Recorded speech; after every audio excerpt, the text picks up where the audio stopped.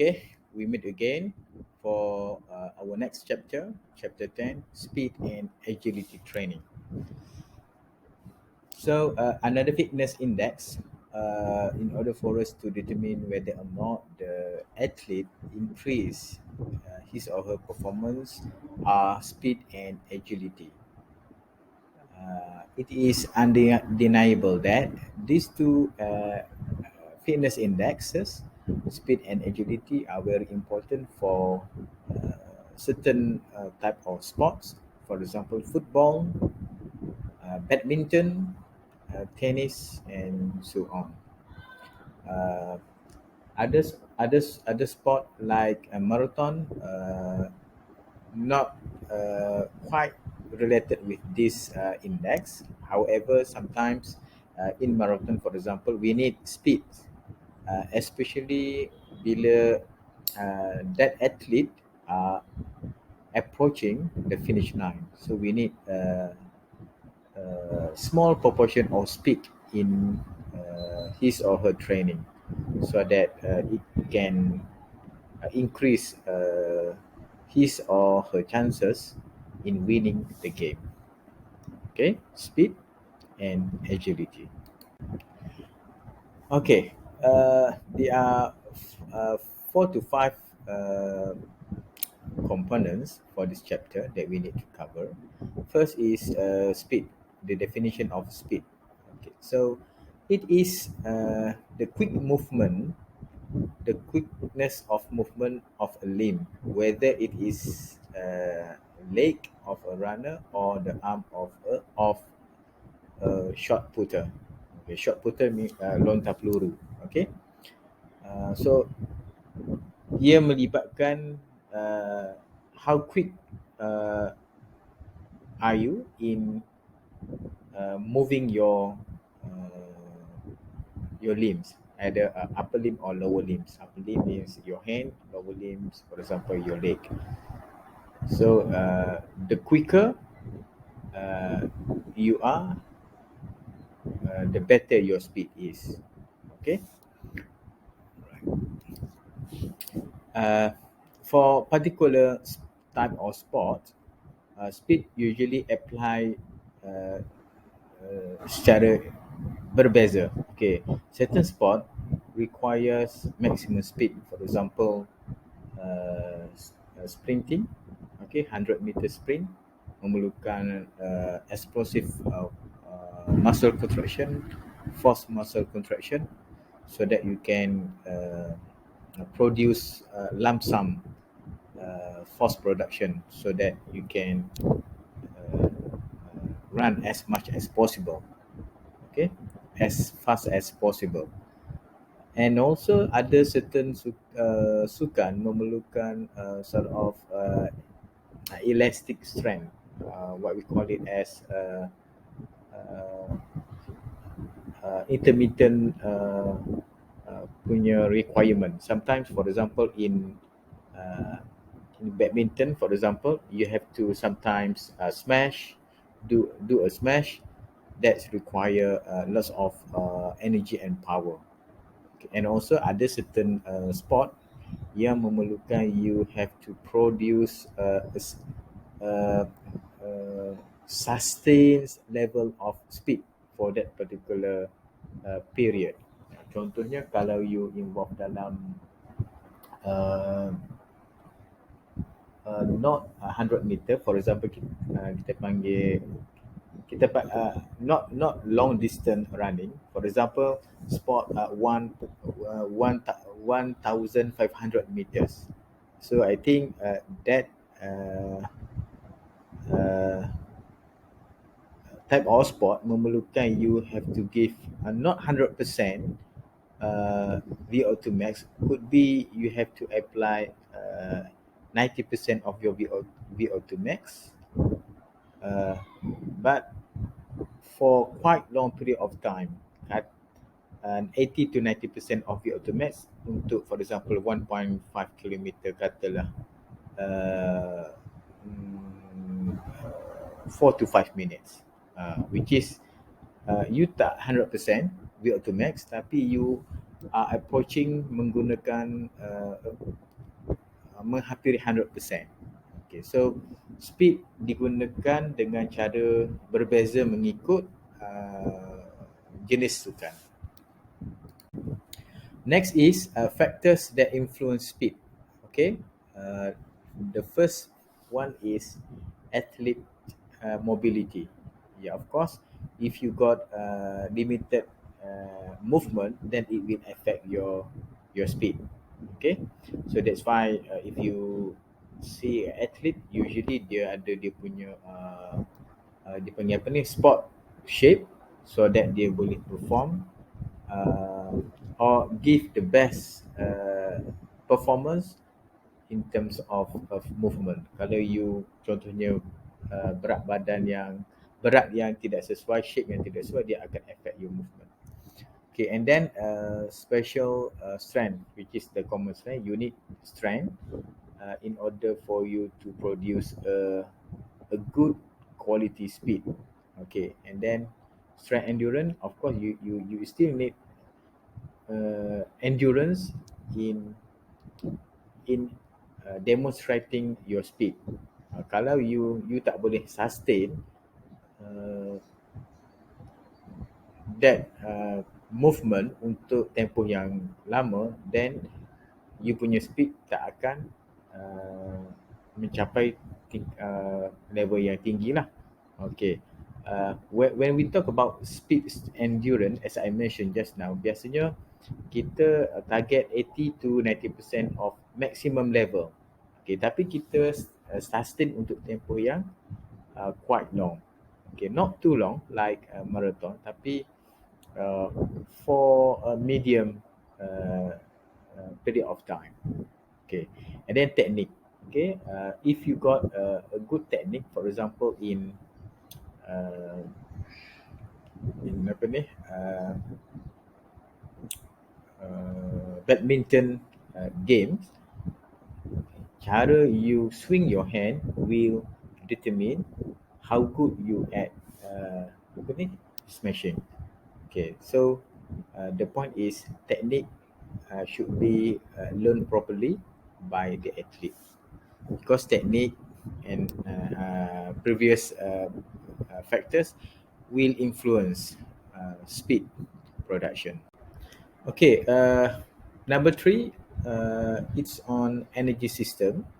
What type of fuel energy system yang tubuh kita guna untuk speed production? Okay, usually our body depend on anaerobic lactic system to produce speed. Okay, from the words anaerobic means this system working without using oxygen, and this system also will not produce lactic acid. Okay, and usually this system only lasts for 8 to 10 seconds. Okay, 8 hingga 10 saat. Okay, to be specific, sistem yang involved adalah phosphocreatine metabolism, biasanya hingga 10 saat lah. And usually for a longer time, for example any action ataupun movement sehingga 2 minit, biasanya dia melibatkan sama juga anaerobic system, tapi dia depend on glucose yang tersimpan dalam kita punya muscle. And then after that, our body depend on aerobic system, where fuel ataupun energy and oxygen supplied by blood circulation. Okay, and for speed training, biasanya kita punya muscle akan feel fatigue, and usually the next session of training will be conducted after 24 to 36 hours of rest.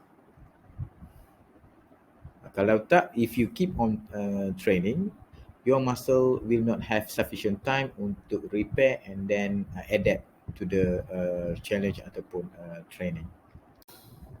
Okay, now how to develop speed? Okay, of course we have to to perform training, speed training. And usually before we do the training at maximum speed, usually we learn first that technique at slow motion movement. So the athlete learns how to get the proper technique in running. For example, when he or she are familiar with that movement, then he or she will proceed with the running at maximum speed.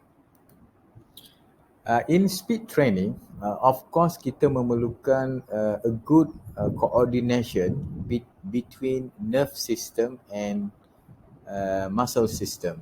So nerve system kita perlukan a good one so that kita boleh stimulate this system boleh stimulate, excite and provide firing rate provided by motor unit to muscle that involved in the movement. So that's why in speed training we have to have a correct warm up and also flexibility of muscle uh, is at good level so that strike length and frequency of firing uh, are also good. Okay, here strike length refer to kita punya langkah, okay, jangkah, left and right, it should be same.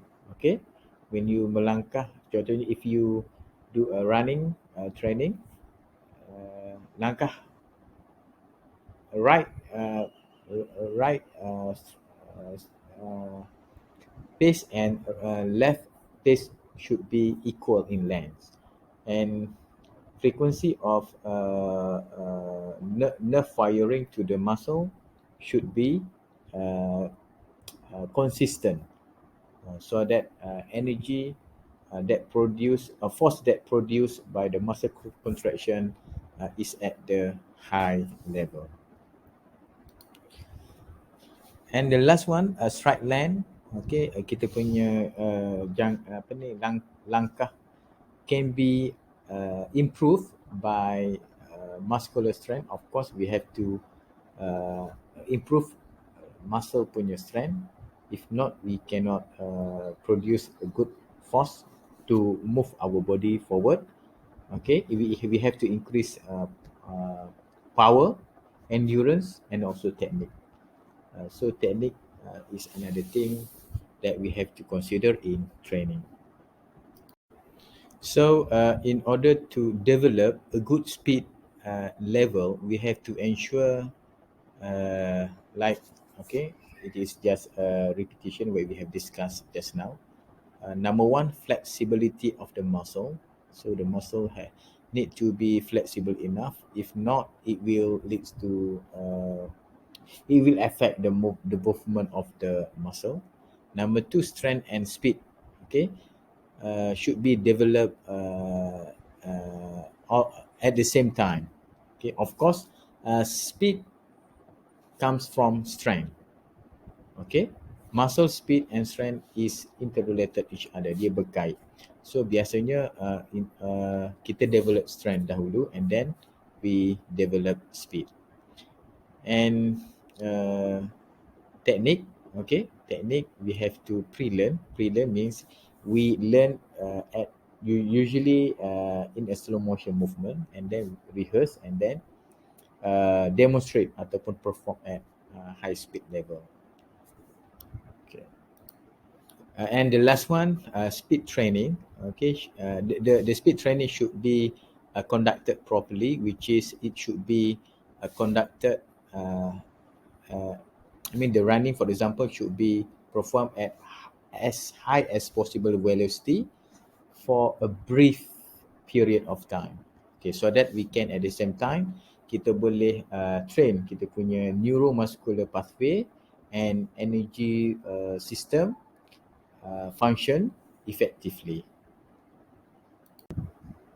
When should speed work be conducted ataupun speed training should be conducted. Usually, after a long period of rest, an athlete should start first with light training. Okay, light training in order to optimize his or her muscle. Okay, and then of course we have to warm up first the muscle, and then uh, sometimes during the speed training we uh, usually do other types of training, and of course the other types of training should be performed at low intensity for in order for us to improve our speed. We actually need to have a good what we call it a coordination. Okay, coordination between nervous system and muscle muscle system. Okay, muscle, yes, we have to provide uh, a good uh, uh, basic training to increase the endurance, the strength. Okay, and when it comes to speed, we have to train, we have to correlate ataupun kaitkan ataupun hubungkan, integrate between muscular system and nerve system, system saraf, which composed of brain and other peripheral nerve system. Sebab instead of muscle, we have to also train kita punya nerve system, so that kita punya nerve system will feel uh, what we call it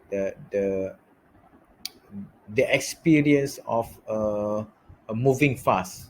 Okay, so that's why kalau if we take a long break, then we have to apa ni, uh, retrain our muscle, because in speed we have to integrate two different system, muscle and nerve system. Okay,